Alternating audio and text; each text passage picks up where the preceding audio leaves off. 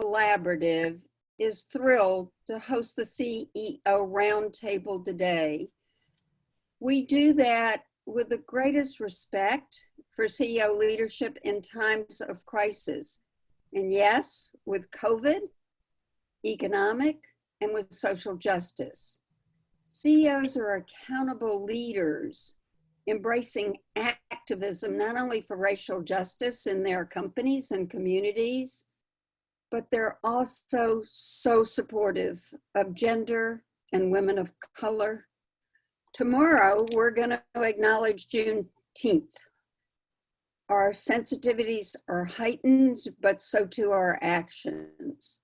CEOs are clearly leading the way, which has become number one stakeholders they see: their own workforces, their communities, and their leadership. CEOs' action makes the bottom line better for the workforce and customers proud. CEOs expect their brands to equate with equity, value, and equity. What pride the Women's Business Collaborative has in building a movement to build for all business women and women of color as we move forward with 38 organization partners, with over 200 on our board, advisory and leaders council, and reaching thousands. And we live the model of our movement, WBC, faster, together. And Lorena Fimbres wants all to remember that all of our schedules are up on wbc.collaborative.org/ERS. What an honor it is today to have 5 outstanding CEOs speak to us: Rite, JetBlue, Kathy Ireland, Shipt, and United Way of America. We're turning it over to 2 committed and respected co-chairs, Robert Reiss of the CEO Forum and the WBC Board, and Becky SHAMBAUGH, CEO, SHAMBAUGH Communications, and chair of our WBC speakers. With great humility, we say, Robert and Becky. Thank you, Edie, for that introduction. Welcome everyone to our CEO Roundtable. We are just gifted this morning to have 5 wonderful human beings and CEOs who, if you think about the industries which we'll share here that Edie shared with us, are so significant right now and have in some way have had an impact around the COVID pandemic and around equity and inclusion and diversity within their organizations.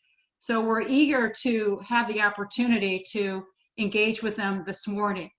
I wanted to first introduce Robert Reiss, who's my partner in crime. Robert is actually on the committee for the CEO Speakers Forum. Robert is host of the national syndicated radio program, The CEO Show, which has over 600,000 listeners a week and was cited as the #1 podcast for CEOs in America.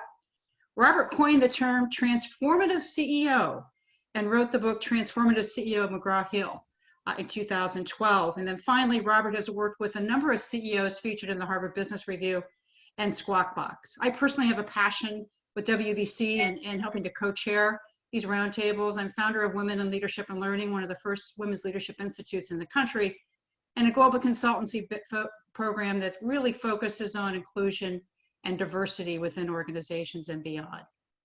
So what I think is interesting today is the makeup of our CEOs and their backgrounds and the industries that they have served.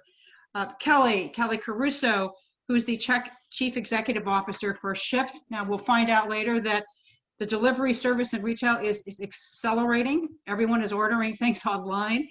Kelly, great to have you here, and we're going to look forward to hearing about your growth opportunities and how your company is really serving our communities.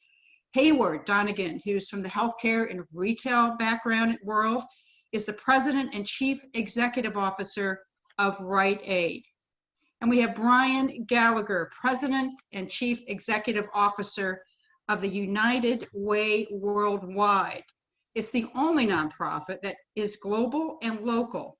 and has played a consistent, significant role in the pandemic.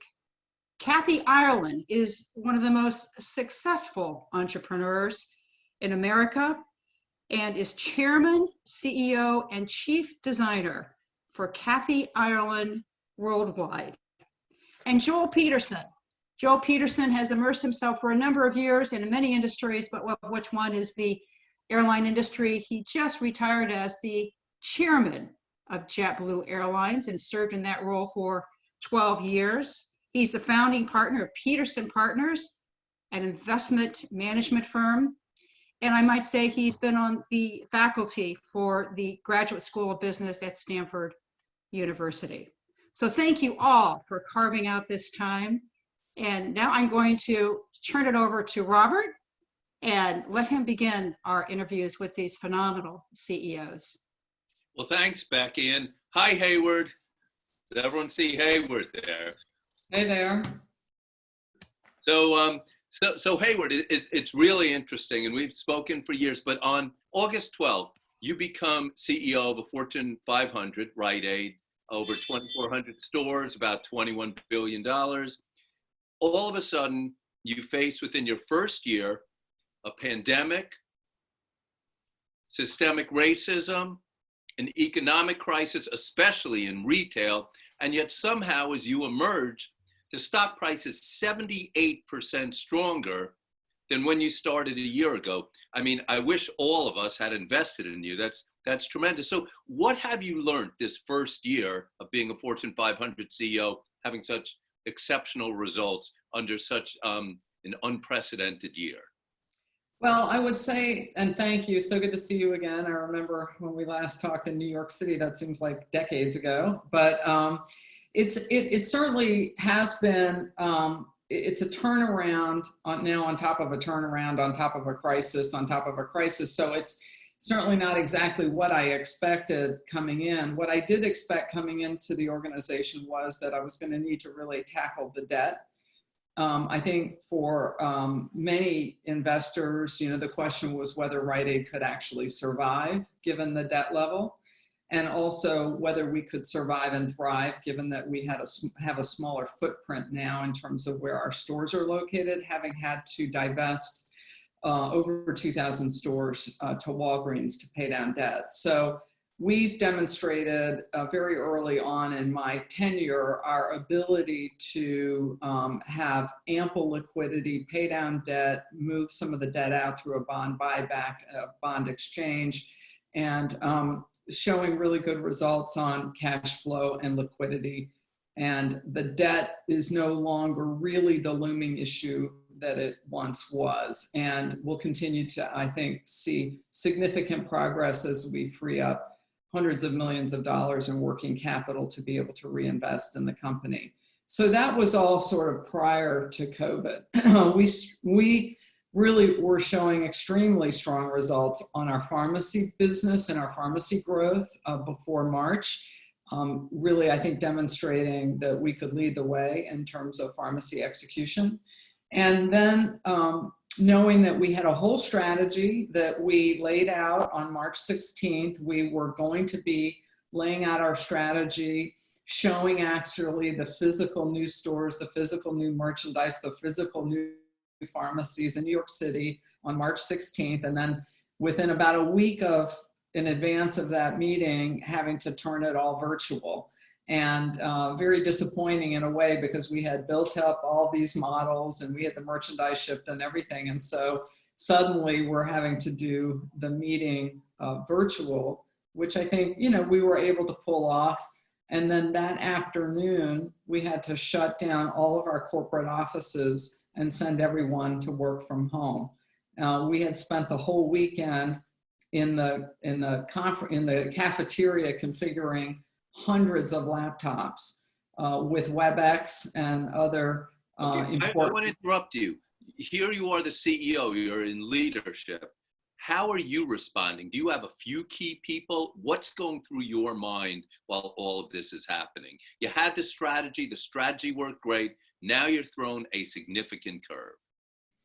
Well, I mean, I think, besides just getting everyone to work from home in corporate, we were well aware of the need to keep our retail chain up and running. So being a retail pharmacies in the hotspots. So we are the largest pharmacies in New York, Washington, California, Pennsylvania, and Virginia.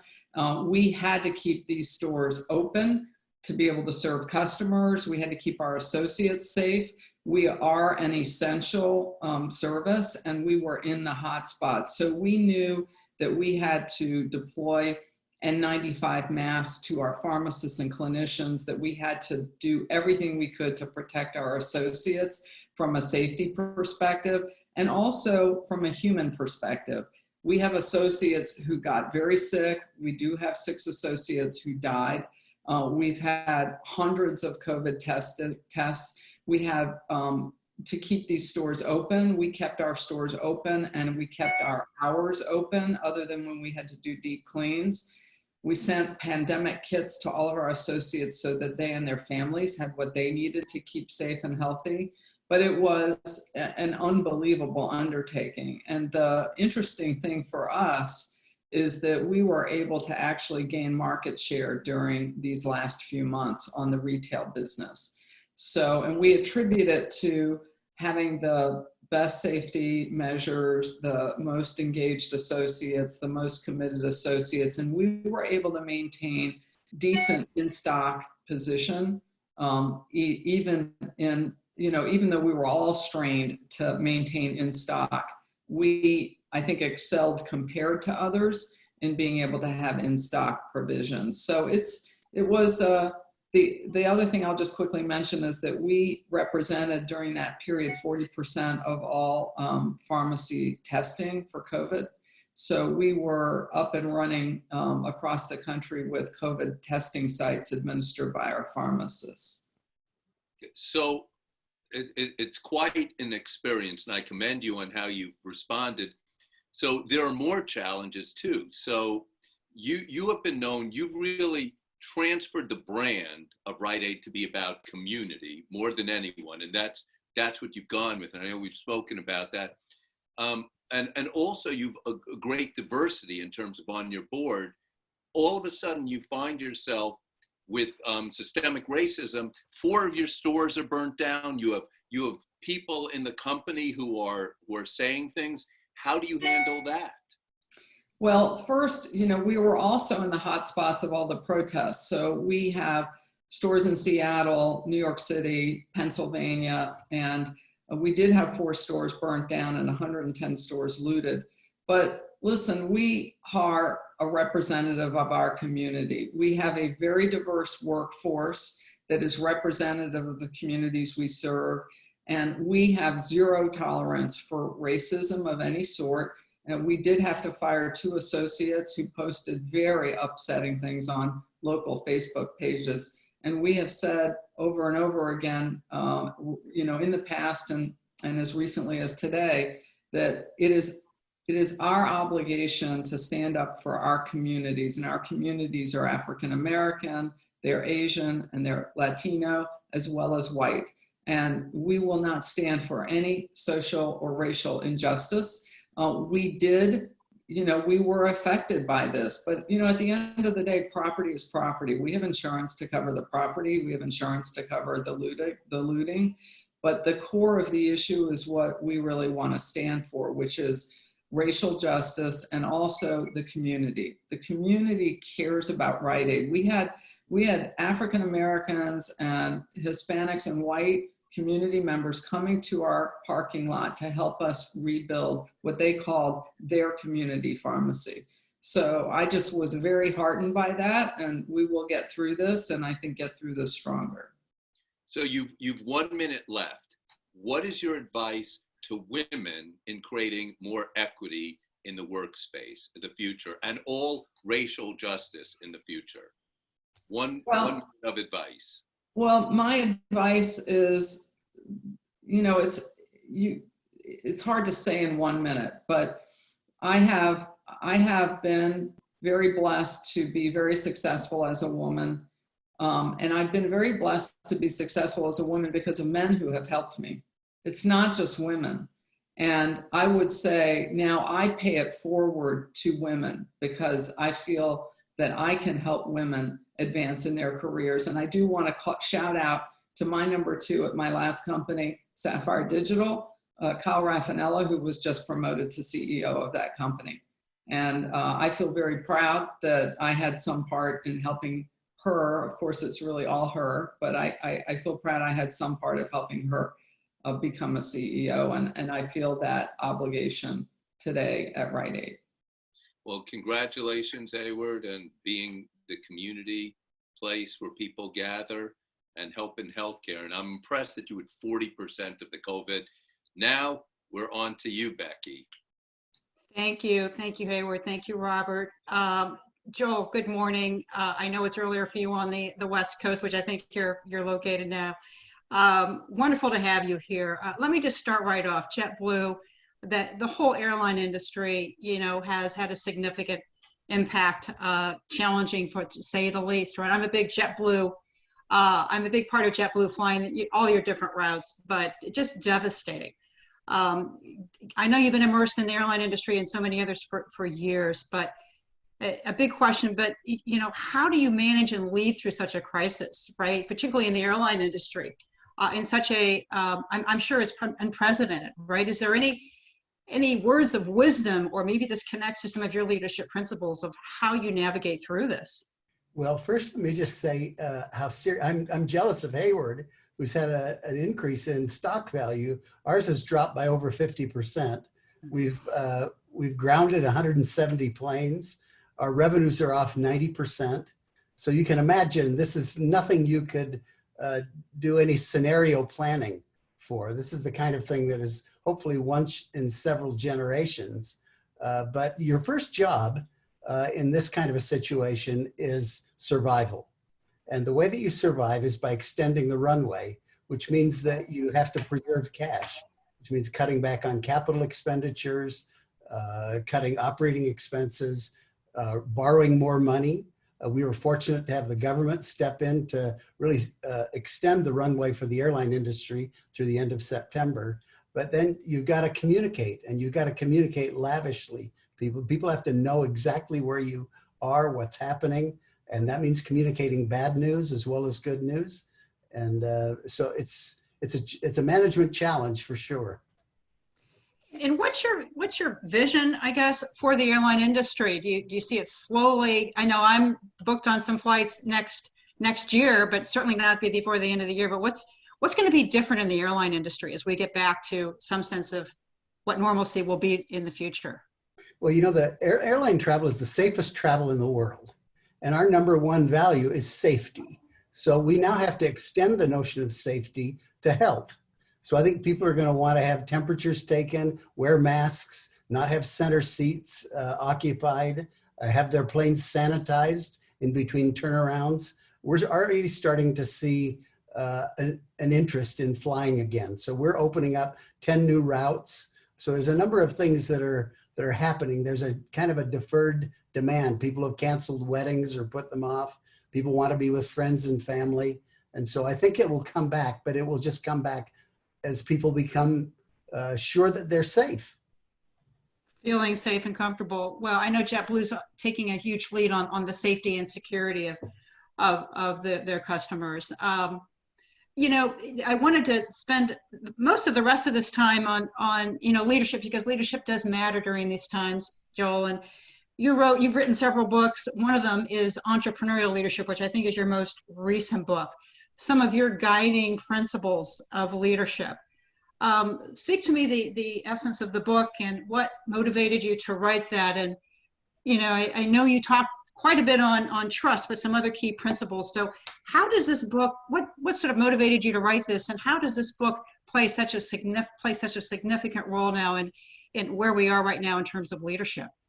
Well, so I think the release of the book in the middle of a pandemic the timing was really awful in some ways. Mm-hmm. And yet I think we're going to need leaders who are entrepreneurial leaders. People are going to have to rethink their businesses. They're going to have to rethink their covenant with customers. No longer are presiders or politicians or people that are certain kinds of leaders going to be able to thrive the way they may have in the past in more normal times. So we need more entrepreneurial leaders. What got me writing it was I became an entrepreneur. I was 11 years old. I started my first business, and I've been an entrepreneur ever since.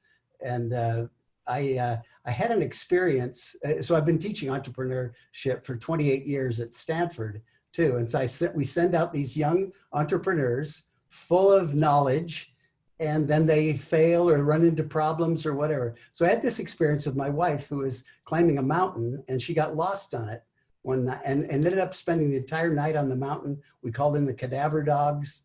And I thought, oh my gosh, she knows about taking water bottles, compasses, down jackets. And yet here she ended up nearly dying on the mountain.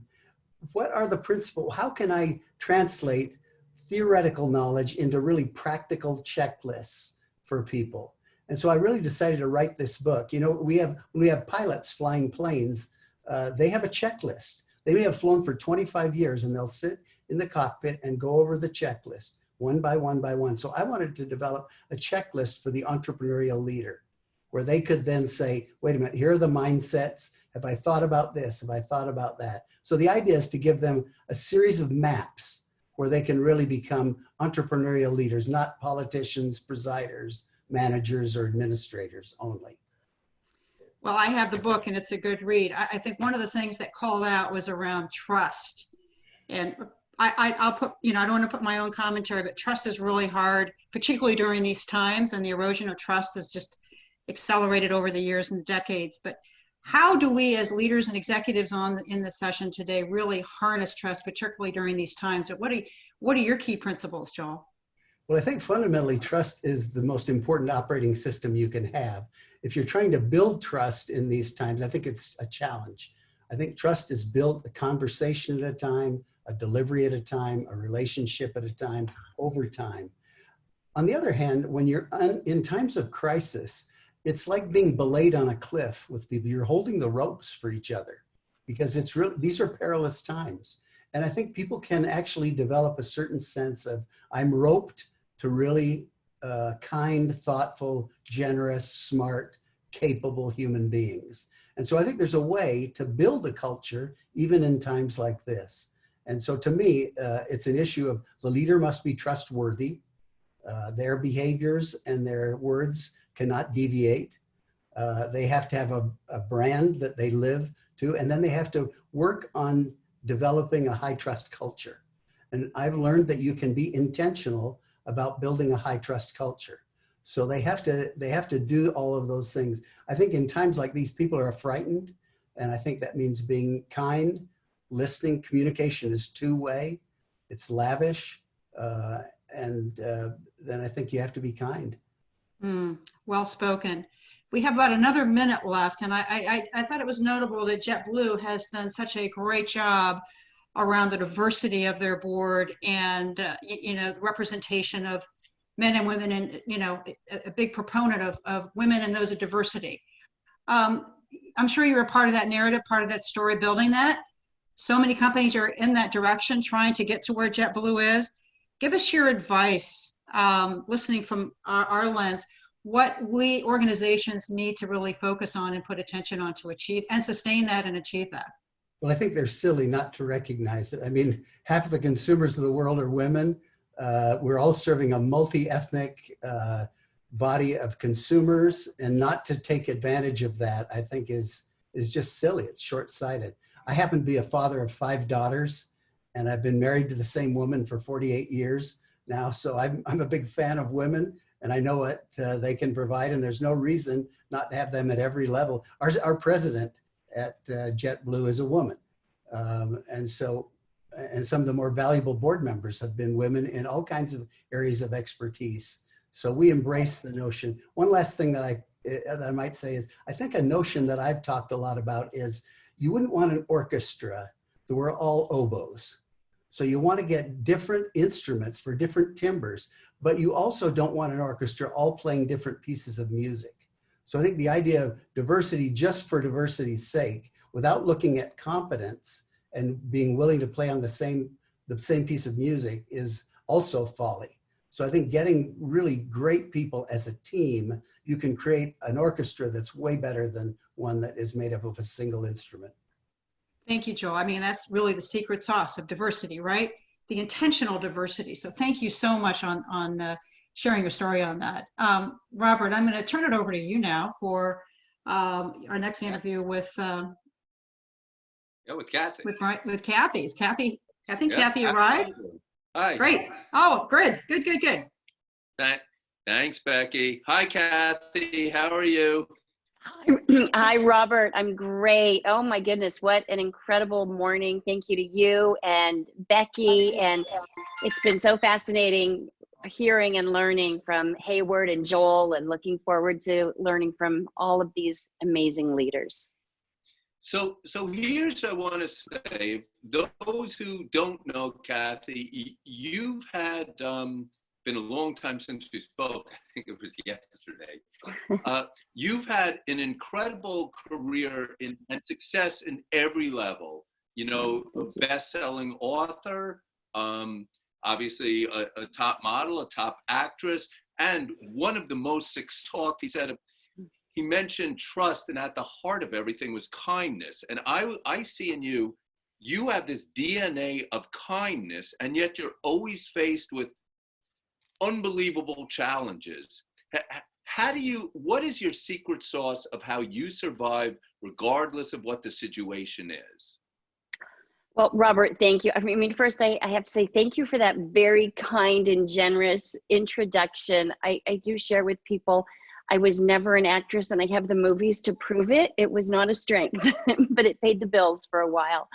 Thank you for that. I'm grateful for the challenges that I have the opportunity to face. And as far as kindness, it's something that like most people, I struggle with at times. It can be hard, but I would say it's my faith that really roots me. That's what I lean on. And each day I seek to be quick to listen, slow to speak, slow to become angry, and something that is core to our team. We started our company 27 years ago. I was an aging pregnant model at my kitchen table. We started with a single pair of socks. And something that's been core to our team, which is a very inclusive team, and I loved what Joel said about like this symphony. I liken our team to sports. I love sports, not great at it, and my sense of adventure outweighs my sense of grace, but I love the idea of different strengths coming together for a common goal. And what Joel said is that, you know, everybody's got to be, I'm paraphrasing Joel, but playing from the same songbook. And so for us, the core values, even though we come from very different backgrounds, race, gender, as well as thought, when it comes to what's important, our core values are there. And something that many would consider counterintuitive to business, it works for us. And that it comes from my favorite book, and it is consider others as more important than yourself. And that works for us. And so you found diversity is at the heart of what you're doing in driving success, having different thoughts, but everyone on the same page. When it comes to the inclusiveness is there, and it's been there from the beginning. But when it comes to what's truly important, I mean, are people kind and being respectful? That's where the thought comes together. We have people of many different faiths on our team, all different backgrounds and beliefs and colors and but you ages. You start off the day praying together, right? That's like a cool thing that you guys all do. Well, you know, I don't impose my faith on anyone, on any team member. And we have team members who are atheist. I mean, anyone, I will pray with anyone, but I won't force it on anyone. But I do start my days. That's my first meeting of every day. It's my last meeting of every day. And when I don't make it, it's usually pretty evident. I'm typically apologizing to somebody very early in the morning when that doesn't happen. Let's talk about the pandemic a little bit. And Yeah. so, like yesterday, I happened to be interviewing the head of CDC, Dr. Robert Redfield. And I mean, he is saying the good news, by the way, is by fall, we should have something. But the bad news is if we don't make it through, and Heyward, listen to this, if you don't get your flu shots, then, and we get both at the same time, we're really in trouble. But somehow your whole organization has, your SKUs went from 17,000 up to 20,000 in spite of everything. And you keep inspiring women, inspiring entrepreneurs. How are you succeeding more in this pandemic? What specifically are you doing? Thank you, Robert. This is a trifecta of COVID, of this racial crisis and this financial crisis as well. And our company, we're able to pivot by design. So when we started 27 years ago with that pair of socks, the plan was not to end with a pair of socks, but a pair of socks, that was our foundation. And my belief was that if women embraced something, I was okay as a model. You were also very generous there. I wasn't all that. And those days were winding down. So I knew that my name on a pair of socks was not going to carry much. But if our team that I'd put together, I'd been investing my savings in people, and I believe in people over profits. If women embrace something as basic as a pair of socks, that would tell us we were onto something. Having my name on it was not part of my plan. It's lowercase k, lowercase I, intentionally. It's not about me, it's about our customer. The worldwide is because it's limitless. I don't like limits. And I see that particularly in the world of business with women. I see that so frequently women allow others to put us in boxes, or we'll put ourselves in a box. And I encourage people, don't let anybody put you in a box. Don't let your circumstances define or destroy you. So not only is our team very inclusive, but the sectors in which we work are very diverse, and that has proven helpful. Our company has gone through some tough times over the decades. What a gift to go through difficult times with people, because everyone can be lovely when things are going well. You learn a lot when you go through tough times with people, when they take your hands through that fire and you come through even stronger than ever. That's powerful. So whether it's bankruptcy of our then only retail partner, and at that point in time having 37 team members with families on our payroll, banks threatening to take our homes away, recognizing that we needed the strength to support our team and all the many jobs, which now expands throughout the world, to really protect those jobs and to have our eyes on the horizon, ear to the ground, listen to our customer. It's that grassroots foundation of really listening, being of service. What can we do? How do we help? Something that our company started during this pandemic is Kathy Ireland's Small Business Network, as a way to equip and empower small businesses to not only survive, but thrive through this time, with marketing, with wonderful information and sales and support. And this is a powerful business, because I really believe that small business is the heart and soul of our country, and that's what's going to really help turn this around. And something I love is you always tell me it's when you get a no, like, that's just the start of things. Talk about your biggest frustration when businesses fail and when people don't go for it, and your philosophy on getting no and doors slammed in your face, and what all the women listening in who are building businesses, what they should do, your advice to them. You know, Robert, one of the greatest gifts of my long ago modeling career, and I did not appreciate it at the time, but it was all the rejection.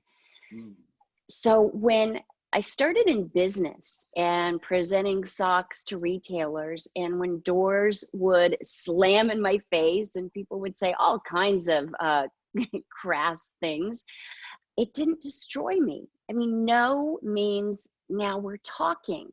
And when I would get a no, I believe in seeking to understand why. I always want to learn and do better and grow. Is it something in our product and our services? How can we do better? How can we improve? I despise being around yes people. I want to be around tough critics who are going to help me grow and do better. What can we do better? Or is it my approach? Please help me understand. The research we've done leads me to believe this could be a good fit. I see how we could be of service to each other, and this could really be empowering and impact both of our bottom lines in a wonderful, empowering way. Please help me learn. And when there's just a no, what I encourage, my response is, I'll come back tomorrow. I mean, maybe your circumstances will have changed, or maybe you'll be in a better mood. And so frequently, the person who is rejecting us or blocking us, if we persist, they may no longer be in a position of power, and someone who will listen to our ideas will be there. It breaks my heart when I connect with women who tell me about an idea they have for a business, and I check back with them 6 months later, how's it going? Tell me where you are. And they say, oh, my boyfriend told me it was a stupid idea, so I quit. It's like, no, please don't do that. I mean, we've got to have passion for what we're doing so that we have that conviction, so that we will fight through the tough days. The tough days are going to hit all of us. It's they're pretty cyclical. We can pretty much count on that.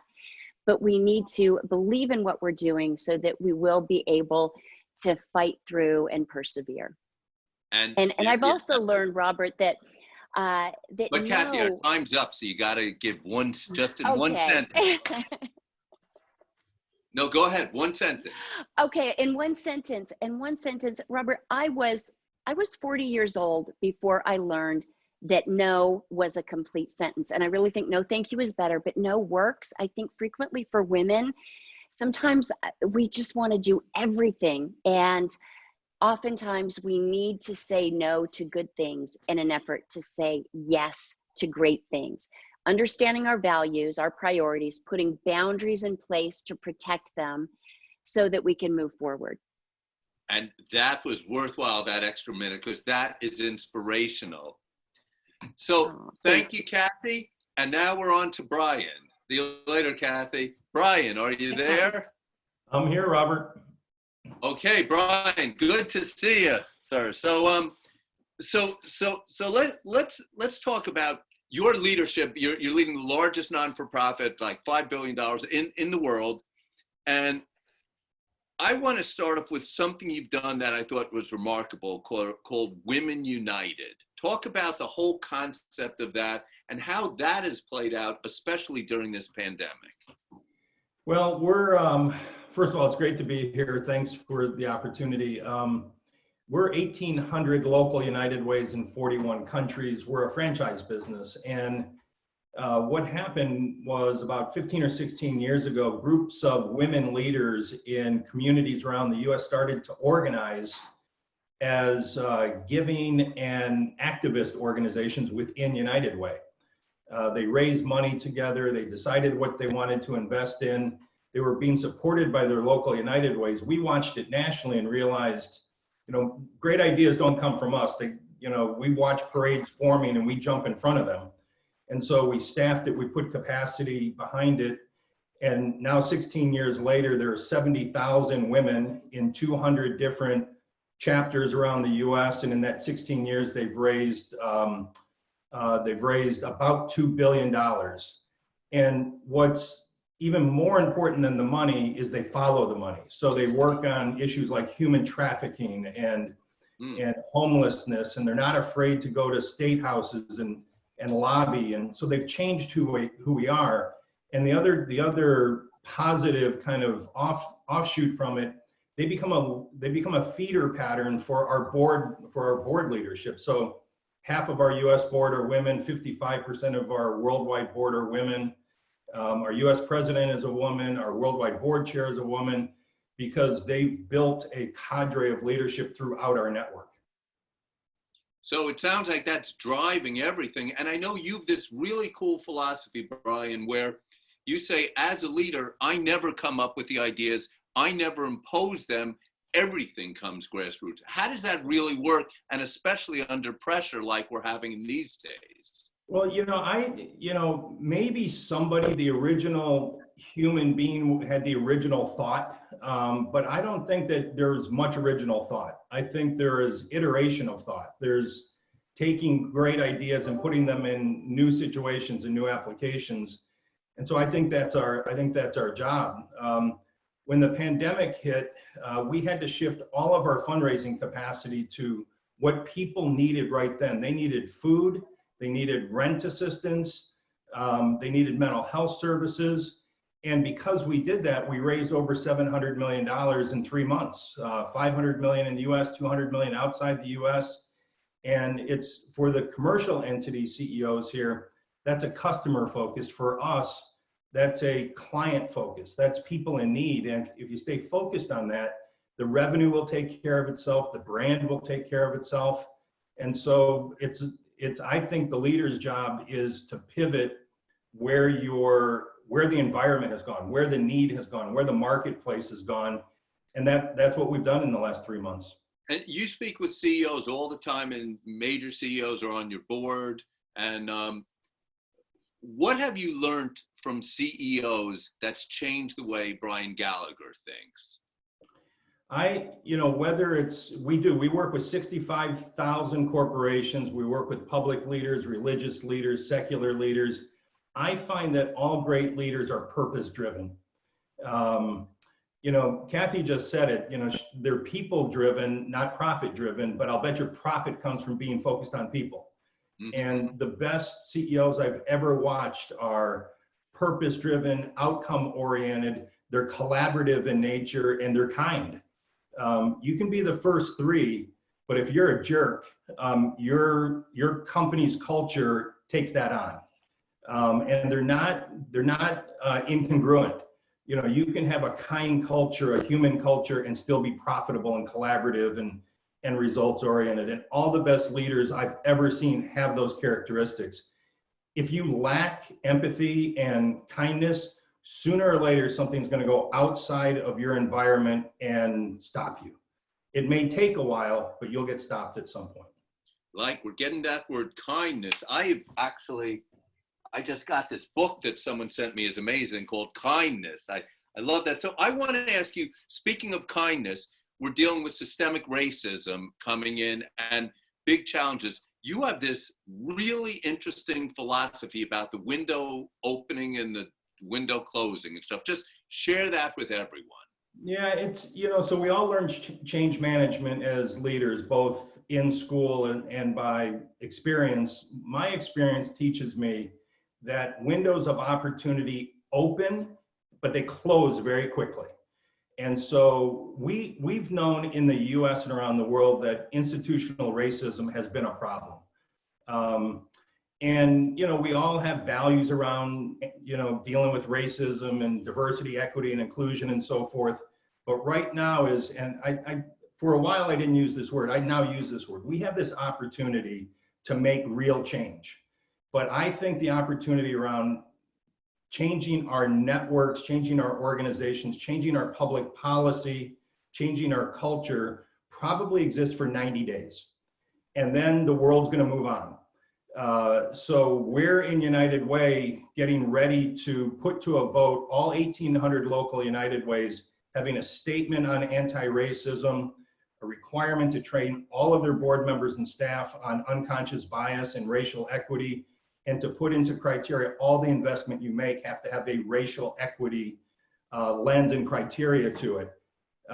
If we tried to do that a year ago, we'd be in this hand-to-hand combat. Today, I don't think there'll be folks who vote against it, but not that many. NASCAR doesn't ban the Confederate flags for 6 days or 6 months from today.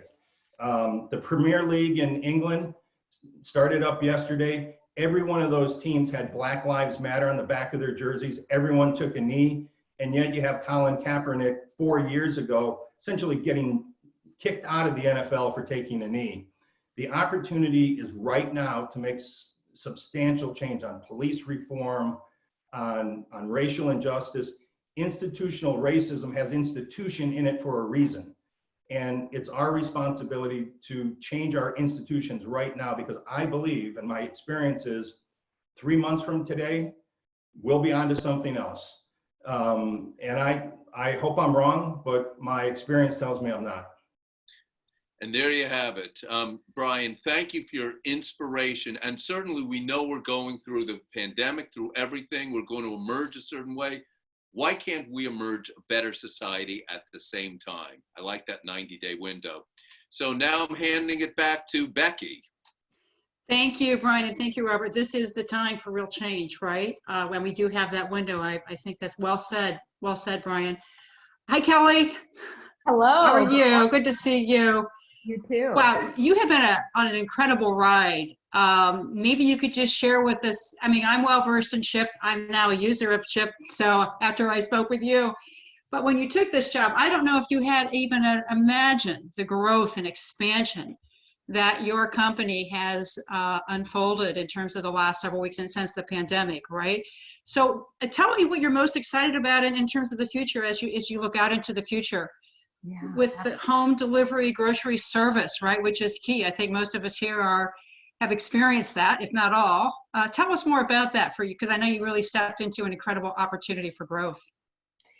Thank you, Becky. I am so excited and honored to be here this morning. Yes, so I've been in this role for a little over a year now. And for those that may not be familiar with Shipt, simply put, we bring the store to your door.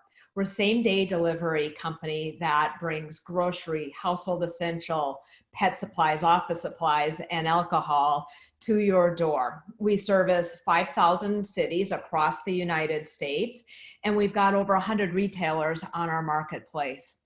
So you can imagine there's been a growing demand for our service. And to put that into perspective, when we entered this year, the industry had projected that online grocery sales would reach 20 billion by the end of 2025. This year, in March and April alone, that number was over 9 billion. For Shipt, we are probably 2 to 4 years ahead of our revenue projections for this year alone. So we were very excited about this opportunity, but we had to react quickly to ensure that we had enough shoppers on our platform to meet the demand. And let me be honest, our shoppers are our secret sauce. We are a 6-year-old tech company that was founded in Birmingham, Alabama, and we intentionally double down on our shoppers because we know that technology without the human element is just not relevant. And so we are very thoughtful in the types of shoppers we allow on our platform. Somebody who's really good at picking exactly the right produce, somebody that has excellent communication skills, and somebody that has this bias towards action and really going above and beyond to develop a great relationship with the customers and our retail partners. And so we've had to double our shopper community from 100,000 to 200,000 shoppers. And we've been excited to be able to welcome so many people onto our platform and give them an opportunity to earn some flexible income, whether it's on a temporary basis or it ends up being a long-term gig for them. We find the majority of these workers are coming from restaurant, hospitality, other gig economies. But like I said, we are a people-centered company. And while we're so excited to have these shoppers, we want to ensure that we're doing right by them. Their safety, their sense of support, their sense of well-being is our first and foremost concern. And so there are really 4 ways that we ensured they could go out and do the shops very safely and feel good about it. Number 1, it started with immediately offering contactless delivery to really provide that safety between the customer and the shopper. Secondly, all of our shoppers have access to protective equipment, masks, gloves, things like that. Third, we wanted to provide financial assistance in case they came down with COVID or somebody in their household was diagnosed with COVID. So we provide them with 14 days of pay and tips if they get sick. And lastly, pay. Now more than ever, it is important that we support them with pay. 80% of our shoppers do the majority of our shopping, and we provided them with surprise bonuses in March and April, anywhere from $50 to $200 to say thank you. And we've also seen a significant increase in our promo pay. That's additional pay that we give during times of really tough shopping circumstances. Right now, we are paying over $20, including tips, to our shoppers per order. So we're feeling good about what the future for Shipt looks like, and really appreciate everything our shoppers are doing. Thank you, Kelly. And it seems like there's a theme here this last hour of people first. They're our most important asset. And I know, talking to you, that authenticity is one of your key principles for your leadership and the environment that you want to create in the diversity and inclusion. Those are great words, right? But it sounds like that has followed you every role, every job that you have been in as an executive. So how do you bring that to life? And I think it shows in your representation of diversity of your board. And feel free to talk about that, by the way. And I'd love to hear how you've been able to achieve and sustain that. Yes. Similar to Brian and Kathy and everybody here today, time and time again, it's been proven that companies that are diverse and inclusive in their culture and their environment and the way they do business, they generate better top line growth and better profitability. For me, it looks like this. I joined a small tech company, and when I came here, representation of females at the top within my C-suite was 30% female, 70% male. I want to ensure that all people at Shipt see themselves represented in the leadership and feel like this is a place where they can attain their career aspirations. Today, that representation is 50-50 male to female, and 40% of the females in my C-suite are women of color. It does not take a lot to make change. Secondly, women, man, there's a lot of people that we take care of, our spouses, our kids, our families, our friends.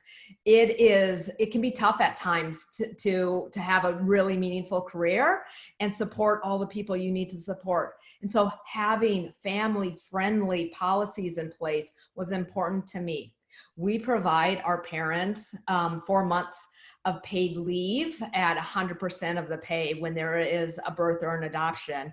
And we're equally generous when it comes to family leave. Giving the ability to work flexibly and still have the career you want, but spend time on what's most important to you, family and friends, that's core to who we are as a company. And the last thing I would say is pay equity. When I came into the company and said, I want to see a pay audit, are we paying equitably? There was not a compensation system in place. And so you start with that, you put it in place. And we have a pay philosophy that is tied to certainly to performance. It's about what you deliver, but equally important, it is about how you deliver it. It is tied to our value system also, because we know when we're at our best, we're doing so much more than simply delivering groceries. So those are some of the examples. Wonderful. But it's not just me. It is, I came into a company and I joined them. They didn't join me. I joined them, and it was part of the culture to begin with. And that's half the battle. Well, and I think a thriving enterprise as yours is really executives who are walking the talk, right? And they're congruent with their words and their actions. And I think you put some very key things in place that are going to help be a model for other organizations, as well as the other organizations we're hosting on today's call. So thank you, Kelly, so much for that. I really appreciate your authenticity today and sharing some of these key principles. So we are up at the top of the hour. These go so fast, but I wanted to, first off, thank you to all of the wonderful speakers today, carving out some time to be with us. And hopefully this hour has given you some pause and time to reflect on your leadership, on leading your teams and organizations and communities, and we'll harness some of these terrific and timely insights from our guests today. So in closing, I just want you to, what's next? Mark your calendars for July the 14th, 11 to 12 p.m. Eastern Time.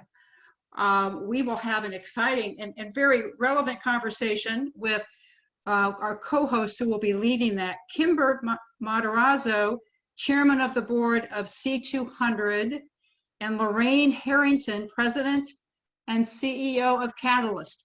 who will lead an engaging conversation with 3 CEOs, chief executive officers of IG Group, Ancestry, and also the Guardian Life Insurance Company of America. Again, a great conversation to have. We look forward to seeing you then. And in the meantime, we wish you all the very best and be safe in the days ahead. Thank you. Thank you, everybody. Amazing.